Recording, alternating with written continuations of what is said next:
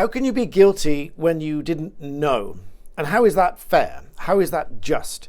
There is no doubt in my mind that some things might seem unjust to a lot of people, and it's perfectly fair to think that, because if I tell you the facts of certain cases, you will think the same thing. You will think that that is unfair, particularly when the government is not focusing on the root causes of what leads to this injustice. And by the way, just as a completely off-the-wall thing, if you or your partner, husband, wife, boyfriend, girlfriend, son, daughter, has an aspiration of some kind, be that business, study, career, whatever, make sure you watch until the very end of the video and you'll find out why. So what am I talking about? Before we get into that, we're on my Off the Record channel. You will get what I really think about these things. And in this case, I think whilst I can explain it to you, I think it's unjust. So you get what I really think on this channel. So please do subscribe. Let's hit 100,000 subscribers on this channel for free flowing, free independent thought and honest commentary. What I really think, because that's what a lot of you asked for. So what are we talking about here? Well, there's recent stories. Firstly, there was a couple of different couples that found a stowaway in their camper van on the return from France. They reported that to the police, and they were initially fined £1,500 for having a stowaway on board. Now that doesn't seem just, because they didn't know it was there. They obviously did some checks, as you would do, but no one is checking every area of the vehicle every time they stop at a services, and perhaps they should, which is the counter argument. But no one really does that every single time when you're on a long journey. And when they did find him, they reported him. They did the right thing, and they would have expected this guy to be deported, but that's obviously not as straightforward as it might seem. Nonetheless, they were fined £1,500. At least one of the stories I read about that was reversed, but only really because they fought it, they complained, it hit the press, it was bad press for the government, so ultimately I think that's why they reversed the fine. But now how about the other story that I've talked about on my main channel today, where the chip shop owner was fined £45,000 or £40,000. I think the fines go up to £40,000. He was fined £40,000, and it was said to come down, I think, to £28,000 if he paid it within a short period of time, which obviously gave him little time to go and get legal advice if he wanted it. I think he did get legal advice, but he was fined that amount of money because he was found to be employing somebody that had no right to work in the UK. Now, this applies whether he knew or not, because it's a strict liability offence. Many offences are strict liability in this country. Many of them rightly so, because the reason is they deter the argument or the excuse of, well, I didn't know it was there or whatever. So drugs offences, for example, possession of drugs is a strict liability offence. The intent to supply is obviously very different. The clue is in the word intent, but possession is a strict liability offence. It is an offence to be in possession of a restricted substance, and therefore the strict liability aspect of that means you can't just say, well, I didn't know it was in my pocket.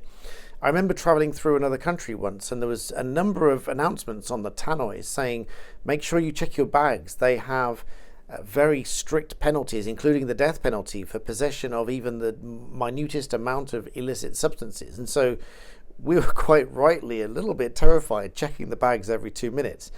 That was because it was a very strict liability offence and very harsh punishments. But when we come to things like this, where we've got a chip shop owner, small business, who did do checks, although it turns out he said it was a clerical error. He relied upon a photocopy of a passport. When all of the other documents matched the name on the passport, it turns out it was not a correct passport. But when he was presented with all this information, he felt that, I presume, he felt that he did those checks, and therefore he thought that this was a genuine guy. We're all a bit trusting, and this is where I'm going to come on to justice in a moment and how people approach justice. And you might let me know in the comments where on this spectrum you fit, because we've got, I'll come back to that in a minute, but talking about this for a moment. A strict liability offence, he is liable for this fine because he's employed someone who has no right to work in the UK, but he's the victim of fraud. at least it appears he's the victim of fraud. I even say, as a lawyer sitting here, giving you my opinions off the record here, but it appears to me that he's just the victim of fraud. Now, you could flip that around and say, it's just an excuse. It's all an elaborate ploy. It was all a setup. He knows the guy. He's been given a backhander somehow or whatever, and this is a cover, etc. And it's been foiled and uncovered, and they've been investigated, and they've found out this is an illegal worker in cahoots with the business owner. Not saying that's what's happened here, but that's just hypothetically what could happen in some scenario, which is why they say this is a strict liability offence. They've increased the fines recently to stamp down on this illegal working, so that businesses really do need to do these proper checks. But the beef that I have with it is this. This is obviously an exacerbated problem, because we have a number of migrants coming across the channel, and obviously many of them will want to work here illegally. They have no right to work here until they have refugee status, etc.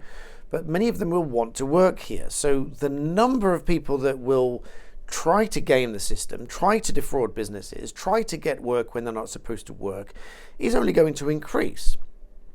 And therefore the risk to those businesses will increase, because these systems are now very sophisticated. Clearly, the guy had a passport with a name that matched other documents, which apparently did seem genuine, but the passport was not his, it was someone else's identity. And because all these matched, the business owner was duped, or perhaps was duped, into believing that this was a genuine worker and able to work here. And not so, he then got fined. But the amount of people that are going to do this is only going to increase. And the government really, in my view, really needs to focus on the root cause of the problem. We hear all these fancy words about we're going to rebuild the system, root and branch, and etc. And it all means nothing unless they actually do something about it. Just today, in my video on my main channel, which is Black Belt Barrister, by the way, if some of you have seen me for the first time, I talked about Patrick Christie's of GB News going over to Calais again. It's not the first time he's been there, to see how easy it is to firstly see whether these migrants are hopping on the back of lorries to come across, and secondly to try and get in touch, and he did get in touch with a people smuggler to show how easy it is to get in touch with a people smuggler, to then be guided to a boat to come across the channel. Now, he met the guy that was going to guide him to the boat to come across the channel, but then obviously he told the people smuggler that now they know who this guy is and they're going to report it to the police. And he responded by threatening him. It sounded to me like a threat to his life. So he's literally risking his life to report this to you, but in doing so, showing how easy it was for him to do that. If it's that easy, surely the government can send undercover operatives and find out who these people are that way, and slowly. That's what I would call smashing the gangs. But are they doing that? I don't know that they're not doing that, but they're certainly not doing it enough in that these boats keep coming.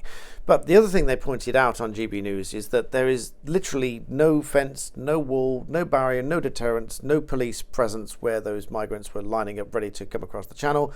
And therefore, there was well-trodden paths across the greenway down towards the beach where they get the boats to come across. Now, if the government really did want to stamp out on illegal working in the UK, which ultimately hurts businesses, hurts the taxpayer, hurts the economy and so on, they would actually be stopping it from happening. Instead, what we get is obfuscation, deflection, and they are now looking, instead of actually removing people, this one in, one out deal is not removing people. It is some kind of exchange to legalize some kind of migration direction this way. Instead of doing that, they are now shifting from hotels to other locations. I hear that just today, it's reported, I won't name places because it's unconfirmed, but reports that they've been moved into another place and bought up the rooms at another place. And so moving out of hotels into other accommodation, which Keir Starmer confirmed in his video today, in my video today, where his interview that I quoted today, whereby he said we need to do a number of things. We need to build more houses, presumably for migrants, so they have somewhere to live, and take over more accommodation.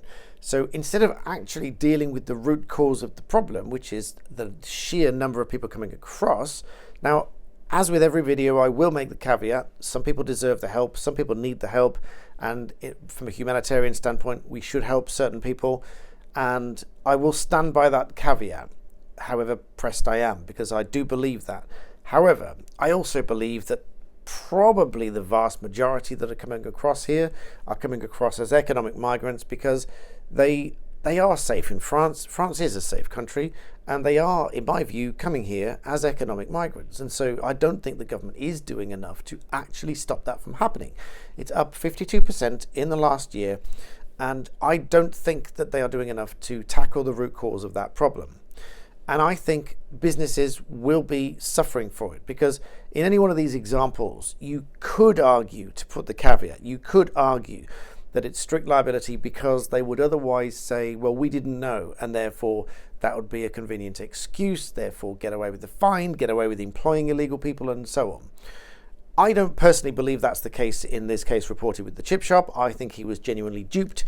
I don't really know unless I absolutely dive into the details of the case. And then whenever I say that, I get some smart in the comments saying, oh, you're commenting on something without knowing the full facts. Well, yes, I can do that. Just like someone in a thread. So it tells you something when you have threads talking about you, when clearly you live rent-free in their head, talking about you, talking about something that is reported in the news when I was not at the trial. Obviously, I comment on what I hear in the news, and they pick up on something which actually, if that were so easy, then how come no one else in the trial picked that up? So very strange things. So I can comment on things without knowing the full facts. I can give you what I think about it as I go through it.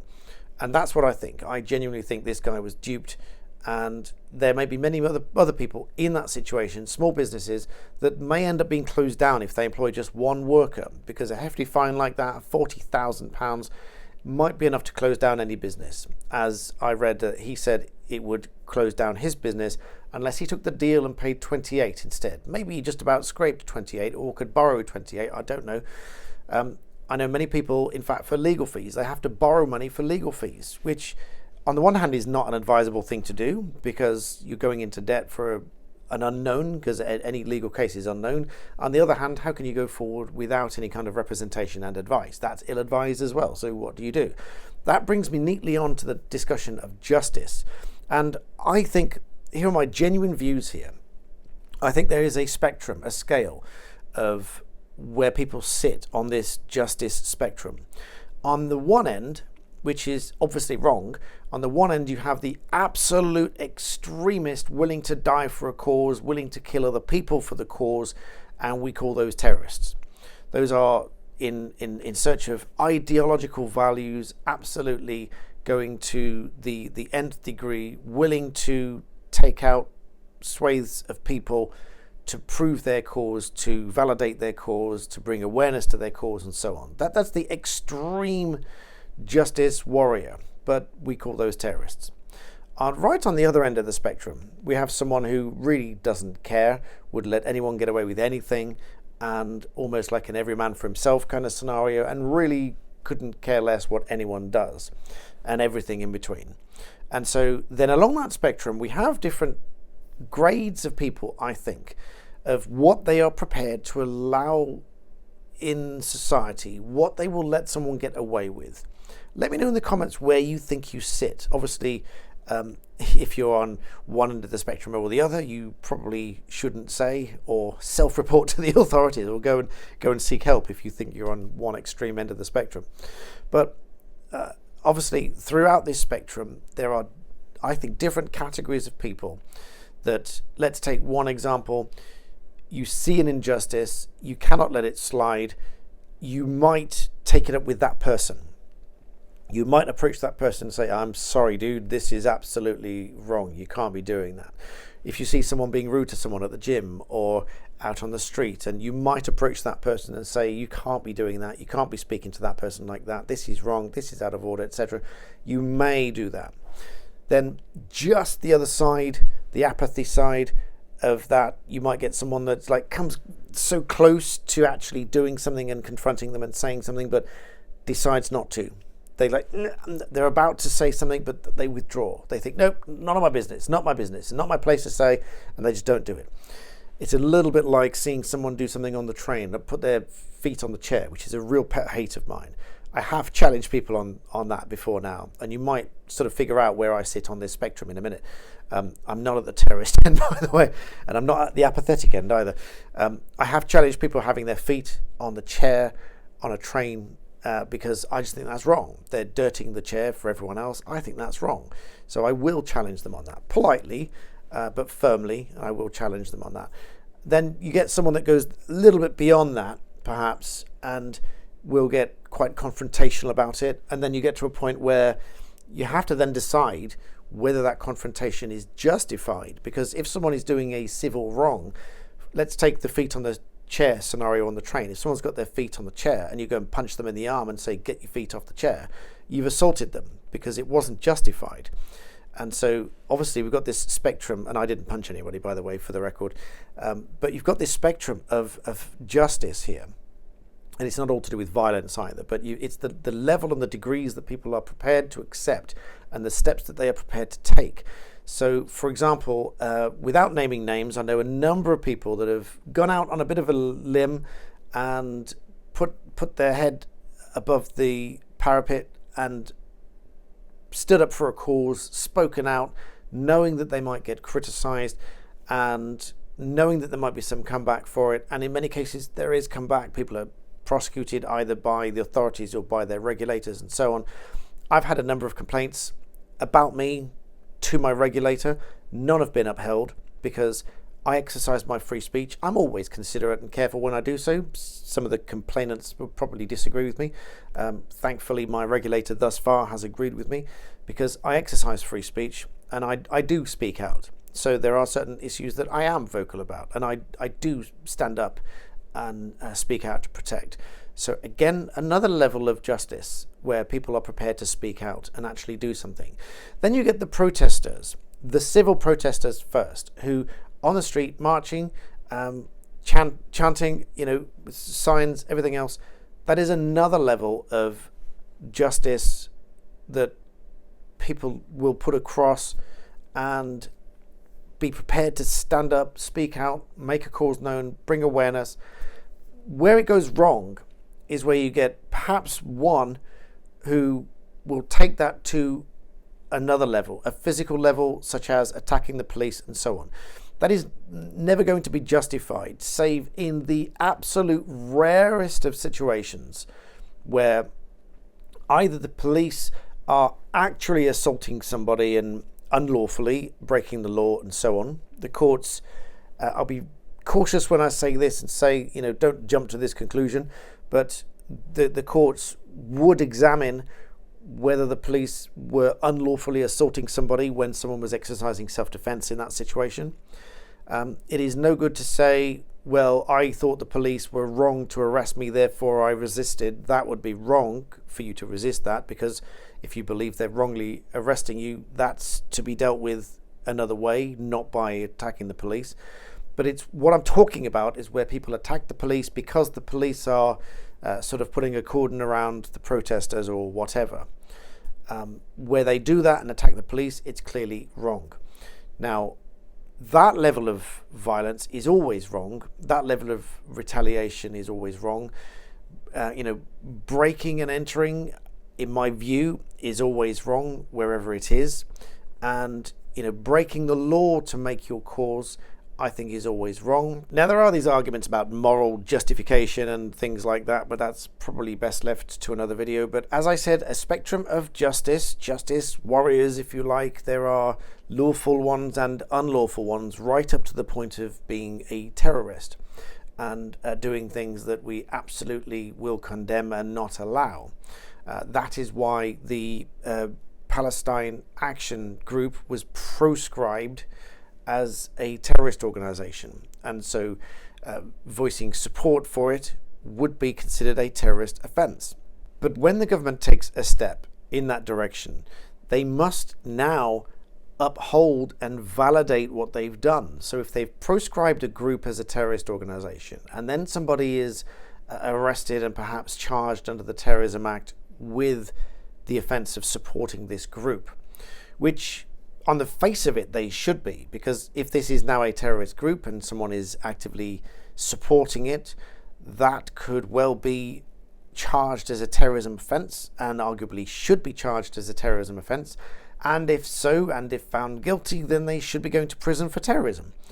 And so the government now has to walk this through. It cannot be enough to simply say that this is now a banned group and not follow through on it. That quite literally would be two-tier justice, because it would not be following through on what they've set up. It would be doing one thing for one set of people and something else for another that's supporting a group that they've now banned. So again, I can see why people would see that as two-tier justice.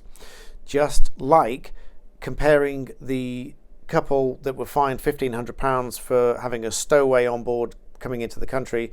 That was one stowaway on one vehicle that they innocently, I presume, found on board their vehicle and then reported it to the authorities. They got fined £1,500, albeit that was dropped. That's not the point.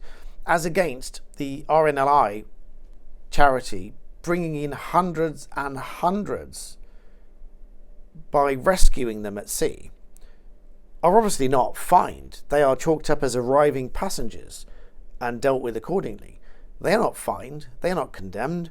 They are not even asked to take them back to France, where they could feasibly take them back to France. They're on the channel in a boat. They could take them back to France. They won't take them back to France because France will say, we don't want them back. And now this one in, one out deal, it's not really a send them back deal. It's a we will legalize one person to come here if you take one back that came here illegally deal, which is not really a deal. Even then, reportedly only 50 a week or so, 2,500 or so a year. It's just really not going to make any difference at all. So I can understand why people see that as a two-tier system. So you have businesses being fined £40,000, individuals being fined £1,500 for allowing someone to work here illegally or having a stowaway here illegally, as against the delivery companies. The Home Office has refused to release the data of the migrant hotels to the delivery companies where these people are working illegally, through what I've described in one of my videos as a bit of a loophole. Because it is a bit of a loophole. Because the Supreme Court, if you missed that video, the Supreme Court in the Uber case, which started as an employment tribunal, found that the drivers for Uber were workers for the purposes of employment legislation. So they're entitled to the basic things such as basic pay, holiday pay, etc. Uber initially, I understand, wanted to treat that judgment just for those workers in the case, but very quickly changed their mind, presumably off the back of legal advice. That's what I've read. They now, as I understand it, apply to all their drivers as worker status. But on their website, they confirm that they do not apply the same status to couriers.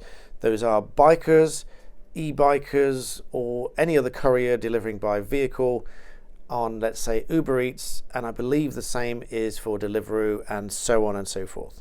So that is a bit of a loophole for those companies that are at arm's length allowing or facilitating, not necessarily knowingly facilitating. They know that it's happening, but they're not knowingly doing it, if that makes sense. I.e., you could be uncharitable and you could personally say that you believe that they're knowingly doing it, but as the lawyer here, I can say there's no proof of that.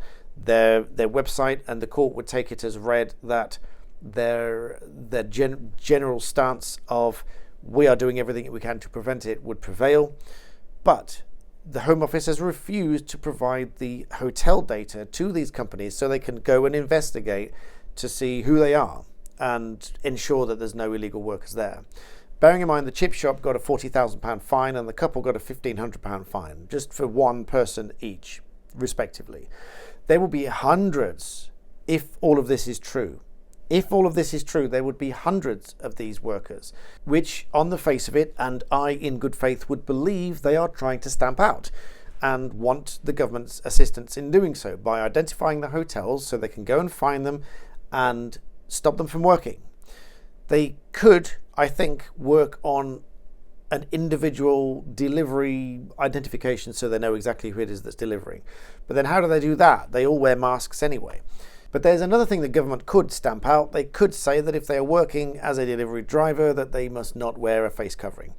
Now, again, there's an argument that that cuts across religious freedom if they need to wear something for religious purposes. But again, this is a reasonable adjustment under the Equality Act. There are separate legal arguments to make about that.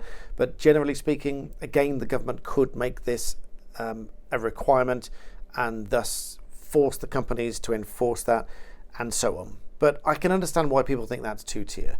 And these are things that are genuinely exacerbating these problems, and this is just not going to improve unless they actually take steps in that direction. So that was a bit of a rounded discussion on justice and why I think these things are unjust. Let me know in the comments where you are. If you saw something happening, would you report it? Would you report things to the police? Would you report it to the train stations? Would you report somebody to their employer if you thought they were doing something really heinous and wrong? And for example, if somebody owed you money or they were in breach of contract, would you just let it slide or would you chase it down? I know lots of people who individually are owed thousands of pounds and they just don't chase it up. They don't go to court, or they get sued for something and they feel it's not justified and yet they pay it anyway. Parking fees and fines are a good example of that. People just pay it. Now, in my case, I've got a couple of videos where I received a parking charge notice which I felt was unfair, and thus I challenged it robustly and they dropped it very quickly because I think they probably realized I was a lawyer, although I didn't say so because I can't say so. But they probably realized I was a lawyer in the way that I wrote the letter, and it's like, I will fight this. I will see you in court because this is wrong. And they dropped it. So like I say, let me know where you sit on this spectrum of justice and whether you'd report things, examples of things you would or would not report. I'd be interested to read about those so I can talk about those in future videos. And finally, if you made it to the end of the video, I'm really pleased because I'm announcing here exclusively on my Off the Record channel something that I'm thinking of doing. So I'm going to bring you a little closer to talk about this a little seriously, because having been in business for many, many years now, and I am blessed to be living very comfortably, doing what I love doing, which is law and talking to people and helping people. I want to combine those, and I'm putting this idea out there. And I'm an ideas person, I'm a doing things person, so I always feel that you put the idea out there and then things will happen. I would like to help other people establish a business or get themselves set up, get themselves out of a hole, eliminate debt, make something work, who knows, all those kind of things I would love to help people do. Over the years, I've helped people with martial arts achieve their black belt. I've been working with people and help them achieve their business goals. Indirectly, somehow help people get out of debt and so on.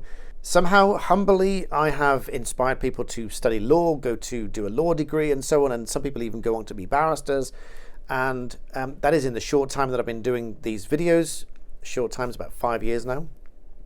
And from the start, I've had people telling me that. So my idea is this, and it comes at the end of the video to see how dedicated you really are. My idea is this: I would like people to email in what it is they want to achieve and how they want to achieve it, why I should help them do that. And I'm going to read through these with great interest, and I'm going to pick somebody every so many weeks or so. I'm going to pick something and I'm going to do what I can to help that person achieve that thing, whatever it might be. It may be through the use of my platform here to reach an audience, because if it is a new product, it's a great idea and they just don't know what to do with regards to supply, with production, with website, with this, marketing and that and the other, because marketing is expensive. I know what companies spend on marketing because I have sponsors to my channels. And so I know what they spend on marketing. And if someone wants to start up a business, start up a new idea, they may not have the money to market the thing. And that is everything. If you cannot get it out there, then you cannot make this work. So I would invite, if you have a son or a daughter or whatever who is an aspiring business person, they really want to get into business, or an aspiring lawyer, they really want to get into law and they just don't know if it's right or not. I would love to read through those scenarios. I would love to pick somebody out for what they want to do. And what's going to sell it to me is why they want to do it and why they think I can help. Not why I should help, that's not what I'm saying. Why they think I can help and what they would like me to do to help. And I'm not just talking money here, because there are so many different ways of supporting somebody other than just throwing money at somebody. If something takes money, then we may talk about that as well. I don't know yet. I don't know where this will go. This is purely an idea. It's the kernel of an idea of something I might take somewhere, I might expand. I'm not asking anybody for money, by the way, if that wasn't clear.